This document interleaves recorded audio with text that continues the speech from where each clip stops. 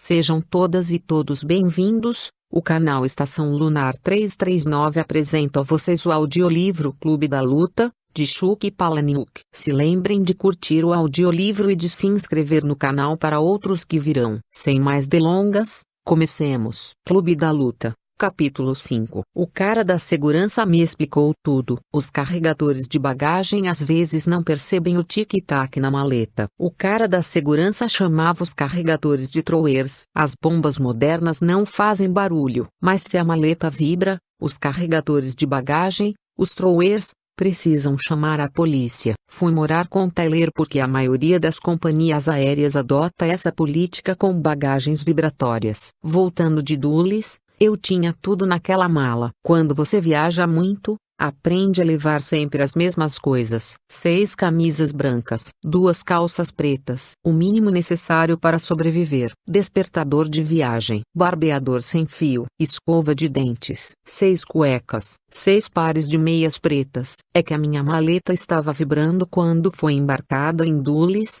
disse-me o cara da segurança. Por isso a polícia tirou-a do avião. Eu tinha tudo naquela maleta. Os apetrechos das minhas lentes de contato. Uma gravata vermelha com listras azuis. Uma gravata azul com listras vermelhas. Listras verticais, não diagonais. E uma vermelha lisa. Eu deixava uma lista dessas coisas atrás da porta do quarto, na minha casa. Minha casa ficava no 15º andar de um condomínio, uma espécie de arquivo de viúvas e jovens profissionais. O folheto de vendas prometia piso, teto e paredes com 40 centímetros de concreto entre mim e um aparelho de som ou uma televisão ligada no vizinho. 40 centímetros de concreto e ar-condicionado. Você não pode abrir as janelas porque, apesar do soalho com tábuas de madeira e dos interruptores com dimmer, todos os andares recendiam a última comida que você cozinhou ou a sua última visita ao banheiro. E tinha balcão de madeira maciça e iluminação com lâmpada dicroica. Mesmo assim, 40 centímetros de concreto são importantes quando a sua vizinha deixa acabar a bateria do aparelho de ouvido e assiste aos seus programas de auditório no volume máximo. Ou quando uma explosão vulcânica provocada pela queima de gás e os escombros do que um dia já foram o seu conjunto de sala e os seus objetos pessoais voam pelas paredes envidraçadas e despencam em chamas, para fazer do seu apartamento, só o seu, um buraco queimado na parede do prédio.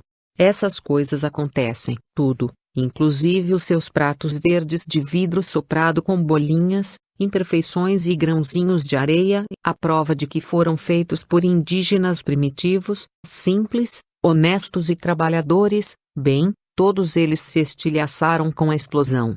Imagine as suas cortinas em tiras flamejantes soltas ao vento. 15 andares sobre a cidade e tudo queimando, despedaçando-se e estilhaçando sobre os carros. Quanto a mim, enquanto vou para o oeste, dormindo a 0,83 Mach ou a 700 km por hora em velocidade aerodinâmica, o FBI procura uma bomba na minha maleta numa estrada deserta de Dulles. Na maioria das vezes, diz o cara da segurança, a vibração é provocada por um barbeador elétrico. Desta vez foi o meu barbeador elétrico. Da outra foi um vibrador. O cara da segurança me disse isso. Foi quando cheguei ao meu destino sem a minha maleta e tomei um táxi para ver meus lençóis de flanela em farrapos no meio da rua. Imagine, disse o cara da segurança, dizer a um passageiro que sua bagagem ficou presa na costa leste por causa de um vibrador. Às vezes é até um homem. A política da companhia aérea é não sugerir propriedade no caso de vibradores, mas usar o artigo indefinido. Um vibrador. Jamais o seu vibrador. Nunca. Jamais diga que o vibrador ligou sozinho,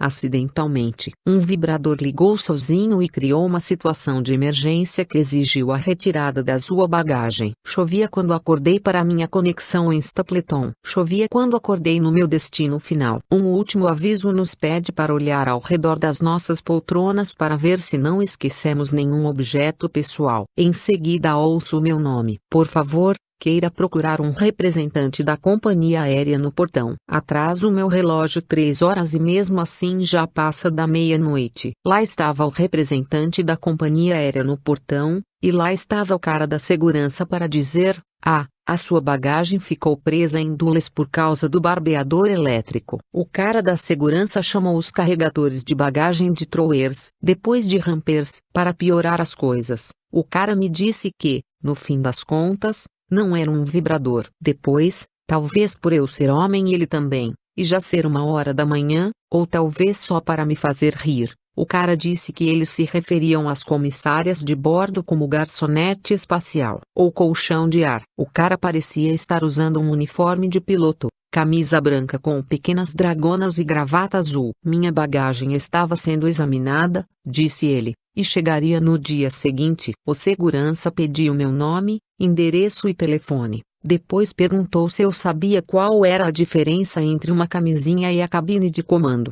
"Na camisinha só dá para pôr um pau", disse ele. Tomei o táxi para casa com os últimos $10 que me restavam. A polícia local também andara fazendo muitas perguntas. Meu barbeador elétrico, que não era uma bomba, ficou 3 fusos horários para trás. Mas algo que seria uma bomba, uma grande bomba, havia destruído minhas lindas mesinhas Njorunda no formato de um yin verde-limão e um yang cor de laranja que se encaixavam perfeitamente. Bom, elas estavam em cacos agora. Meus sofás a paranda cor de laranja, desenho de Erika Pecari, não passavam de lixo agora. Não sou o único escravo do instinto doméstico. Conheço pessoas que já se sentaram na privada com uma revista de sacanagem e hoje se sentam com um catálogo da IKEA. Todo mundo tem uma poltrona Joanisou com o mesmo padrão string de listras verdes. A minha caiu 15 andares, em chamas, dentro de uma fonte. Todo mundo tem luminárias rislampa, ar de arame e papel reciclado não desbotável. As minhas são com bolinhas coloridas. Tudo isso sentado na privada. Um conjunto de facas Ali, puro aço inoxidável, lavável e lava-louça. O relógio de parede Wilde de aço galvanizado.